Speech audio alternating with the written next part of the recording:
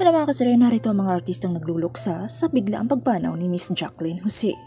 March 3, 2024, linggo ng gabi, ginabigla nga mga netizens sa balitang pagpanaw ng bitiranang aktres na si Miss Jacqueline Jose sa edad na 59. At isa na nga itong si Miss Aiza Sigera ang may madamdamin at nakakalungkot na post sa kanyang social media account.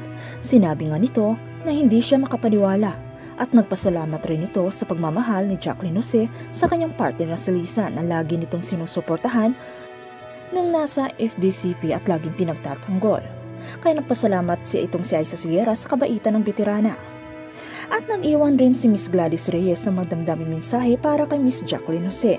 Sa post nga ng aktres, sinabi nga nito na Ate Jen, "Nakakagulat naman, binigla mo kaming lahat. Ang dami nating pinagsamahan simula nung 9 years old pa ako sa isang movie na sa Loving Yours." At hindi rin makalimutan ng aktres ang masayang banding nila sa set.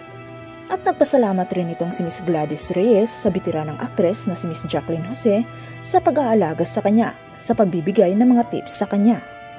At parang kanyang ate na rin daw ito. Nabawasan na naman daw ng isang magaling at di kalibreng aktor ang industriya. At sinabi rin ni Miss Gladys Reyes na mamimiss niya ang nag-iisang Jacqueline Jose sa industriya.